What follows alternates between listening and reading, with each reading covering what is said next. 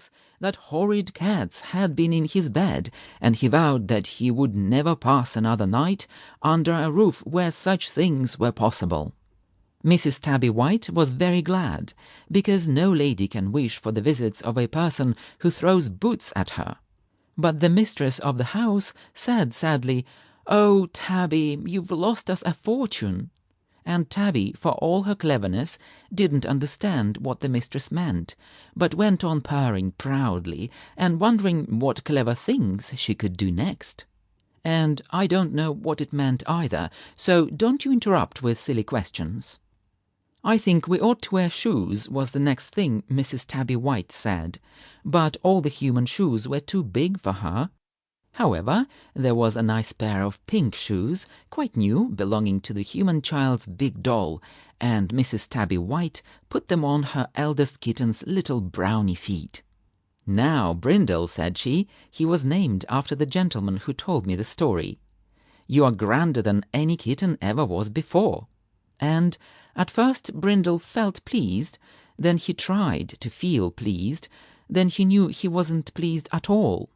Then the shoes began to hurt him horribly, so he meowed sadly, and Mrs. Tabby White boxed his ears softly, as mother cats do, you know how I mean. But when she was asleep, he took off the pink shoes and bit them to pieces. And nurse slapped him for it. Poor Mrs. Tabby White was very miserable when she saw her son being slapped, for it is one thing to box your son's ears, softly, as mother cats do, you know how I mean, and quite another to see another person do it, heavily, as is the way with nursemaids. But the last and greatest effort Mrs. Tabby White made to imitate human manners was one Saturday night. She saw the human child have its bath before the nursery fire, with hot water, pink soap, dry towels, and much fussing, and she said to herself, "Why should I waste hours every day in washing my children with my little white paws and my little pink tongue, when this human child can be made clean in 10 minutes with this big bath? If I had more time, I could learn to be cleverer, and I should end up by being the most wonderful cat in all the world." So she sat and watched and waited. When the human child was in bed asleep, nurse went down to her supper, leaving the bath to be cleared away later, for it was a hot supper of baked onions and toasted cheese, and if you don't go to that supper directly it is ready, you may as well not go at all, for it won't be worth eating. At least so I've heard the kitchen maid say. Mrs. Tabby White waited till she heard the last of nurse's steps on the stairs below, and then she put both her cat children into the tub and washed them with rose-scented soap and a turkey sponge.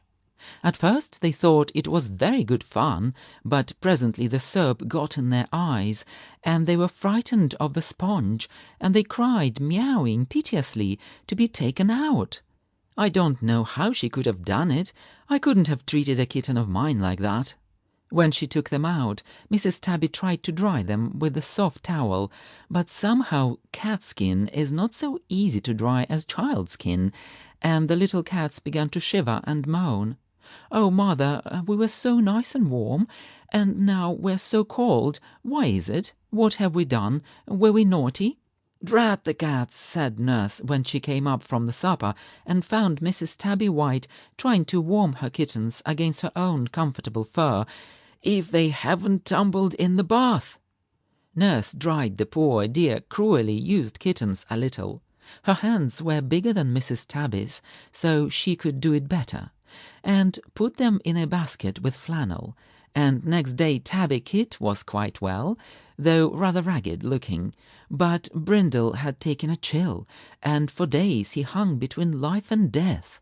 Poor Mrs. Tabby was like a wild cat with anxiety, and when at last Brindle was well again, or nearly, for he always had a slight cough after that, Mrs. Tabby White said to her children, "My darlings, I was wrong. I was a silly old cat." "No," purred the cat children, "darling mother, you were always the best of cats." Mrs. Tabby kissed them both, for of course anyone would be pleased that her children should think of her the best of cats.